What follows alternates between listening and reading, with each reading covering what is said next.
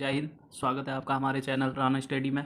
और आज हम अध्ययन कर रहे हैं सूर्यवंश के बारे में। सूर्यवंश को द्वितीय अफगान वंश भी बोलते हैं। सूर्यवंश को क्या बोलते हैं? द्वितीय अफगान वंश कौन है? सूर्यवंश है। सूर्यवंश जो मेनली शासक सूर्यवंश की स्थापना करती वो शेरशाह सूरी ने करी थी। इसका बचपन का नाम क्या था?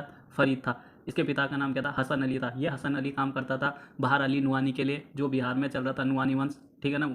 किसके लिए काम करता था? बहार अली नुआनी के लिए हसन अली काम करता था। और इस हसन अली का लड़का का नाम क्या था? फरीद था, जो आगे चलकर शेरशाह कहलाएगा। ठीक है ना? अब ये इसकी शिक्षा कहाँ से हुई थी? है जौनपुर से। जौनपुर को भारत का सिराज कहते हैं। सिराज मतलब सर का ताज होता है। बहार अली नुआनी ने फरीद को शेर खां की उपाधि दी थी। शेर खां की उपाधि किसने दी थी इसे? क्योंकि ये एक बार इसके साथ जंगल में गया था और इसने जो है अपने एक वार से जो है एक शेर को चित कर दिया था, इसलिए बहार अली नुआनी ने इसे शेर खां की उपाधि दी थी। किसको दी थी? फरीद को। 1540 में जब कन्नौज या बिलग्राम के युद्ध में इसने किसको हराया था? शेरशाह को हराया था। हुमायूं को हराया था। शेरशाह ने किसको हराया? हुमायूं को। तब इसने जो है जब गद्दी पर बैठा था तो कौन सी उपाधि धारण करी थी? शेरशाह की उपाधि। इसने शेर खां की उपाधि दी थी इसे। ये दोनों में कंफ्यूज नहीं होना। फिर 1539 में इसने चौसा के युद्ध में उसको हरा दिया था, हुमायूं को। 1540 में कन्नौज या बिलग्राम के युद्ध में इसने हुमायूं को हरा दिया। इसने कुला एक किला का, यह पुराना किला जो है दिल्ली में किसने बनाया? पुराना किला रोहतासगढ़ का किला। पुराना किला दिल्ली में है, रोहतासगढ़ का किला कहाँ पर है? बिहार में। ये किसने बनाया है? ये हुमायूं वो शेरशाह ने बनाया है। इतना ध्यान रखना है। उसके बाद देखो देखो इसके भी सीरियल है। सीरियल एक एक मतलब सीरियल वाइज इसके सारे वो है, कैसे कैसे मुकाबला करता है, मतलब सारे नंबर है, जैसे 41, 42, 43, 44, 45 में मृत्यु। अब देखेंगे वो सीरियल वाइज कैसे है। देखो इसके युद्ध नीति देखते हैं, कहाँ कहाँ इसने इसके अभियान देखते हैं शेरशाह सूरी के। देखो 1541 में इसने गख्खर जाति से क्या करी? लड़ाई लड़ी और वहाँ पर ये बड़ी मुश्किल से जीता था। 1541 में क्या करा था इसने? गख्खरों से जब लड़ाई लड़ी तो बड़ी मुश्किल से जीता। कोई उम्मीद ही नहीं लग रही थी इसे जीत की, लेकिन लास्ट तक होते होते क्या हो गया? ये जीत गया। फिर 1542 मालवा को जीता। 1542 में 1543 में किसको जीता? रायसीन को जीता। रायसीन का राजा था पूरनमल, उसको इसने छल कपट से हराया और इसे शेरशाह के जीवन की कलंकित घटना मानी जाती है। कौन से युद्ध को? रायसीन के युद्ध को। ये क्वेश्चन पूछा गया है कि राय कौन से युद्ध को शेरशाह के जीवन की कलंकित घटना मानी जाती है, तो कौन से युद्ध को मानी जाती है? तो रायसीना के युद्ध को, जिसका राजा कौन था? पूरनमल को इसने क्या हराया था? छल कपट से हराया था। फिर 1544 में इसने मालदेव के साथ युद्ध किया था, जो कि मेवाड़ का राजा था, और बड़ी मुश्किल से जीता। इसको बहुत टाइम लग गया इसको हराने में।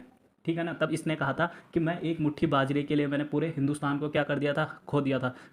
इसका कहने का मतलब ये था क्योंकि राजस्थान बाजरा के लिए फेमस है। बाजरा के लिए मतलब इतना राजस्थान जो है पूरा इतना टाइम में पूरा हिंदुस्तान को जीत जीत जाता है जितने टाइम मैंने यहाँ पर दिया। ये तब इसने कहा, इसीलिए बोला था इसने, मैं एक मुट्ठी बाजरे के लिए मैंने क्या कर दिया था? हिंदुस्तान को खो दिया। 1545 में कालिंजर अभियान। कालिंजर का राजा था कीरत सिंह। कीरत सिंह पर ये जब अभियान कर रहा था तो एक गोला जो है कालिंजर के किले पर टकराया और वापस आ गया। वापस आया तो इस पर इसके सामने वो गोला क्या हो गया? फट गया। तो इसकी क्या हो गई? कालिंजर अभियान में इसकी मृत्यु हो गई। और इसका मकबरा कहाँ पर है? सासाराम में। शेरशाह का मकबरा कहाँ पर है? सासाराम में। इतना आपको ध्यान रखना है। आगे हम शेरशाह के जीवन के प्रशासन के बारे में भी उल्लेख करेंगे, कैसे कैसे शेरशाह ने जो है जो जमींदारी प्रथा थी वो कैसे, मतलब इसने भी जो है भूमि की पैमाइश इसने भी की थी। इससे पहले अलाउद्दीन खिलजी ने भूमि की पैमाइश की थी, तो शेरशाह ने भी भूमि की पैमाइश की थी। ठीक है ना? इसने जो सिक्के चलाए थे अशरफी दाम और रुपया वाले, ठीक है ना, वो सब इसके बारे में अभी हम आगे पढ़ेंगे। इससे पहले इसको एक बार फिर से इसके जो अभियान थे उनको रिकॉल कर लेंगे। देखो पहला गख्खर, 41 में क्या गख्खरों से युद्ध लड़ा, बड़ी मुश्किल से जीता। 42 में मालवा को जीता। 43 में रायसीन को जीता। रायसीन का राजा था पूरनमल, उसको छल कपट से हराया।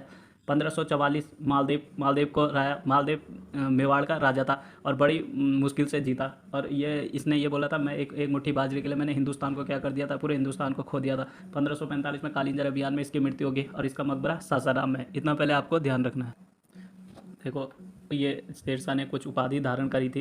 इन्होंने एक उपाधि धारण करी जिसका नाम था हजरत आला। हजरत आला की उपाधि किसकी थी? शेरशाह की थी।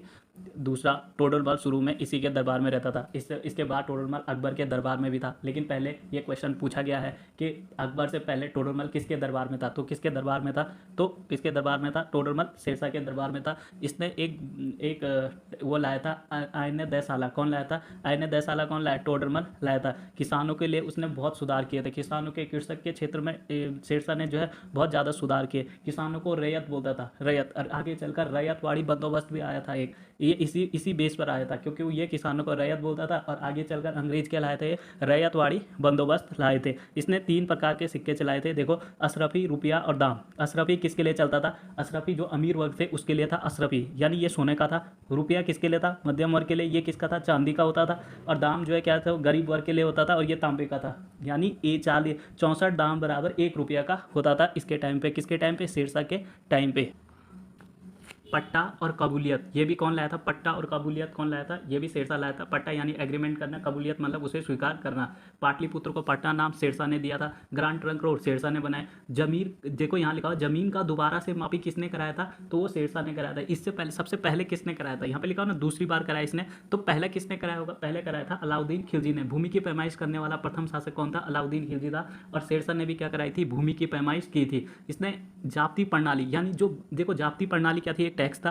जाप्ती यानी जो भूमि के आकार पे लगता था, यानी कितना, जितनी भूमि तुझे दे रखी है उसके आधार पर यह टैक्स होता था। यानी किसी किसान को मैंने कितनी भूमि दे रखी है उसके आधार पर यह टैक्स लगता था। ये है जाप्ती प्रणाली। टैक्स जो भूमि के माप कराने के लिए वो जरीमाना टैक्स, कौन सा टैक्स लगता था? जरीमाना टैक्स। भूमि के माप कराने के लिए कौन सा टैक्स? जरीमाना। नापता कौन सा अधिकारी था? मुहाफिज अधिकारी इसको क्या करता था? नापता था। इसके टाइम पे कानून को भी होता था। ठीक है, ये ध्यान रखेंगे आप लोग। आज के लिए इतना ही बहुत है। अब शेरशाह, अगला टॉपिक हम अकबर पे डिस्कस करेंगे। तब तक के लिए धन्यवाद।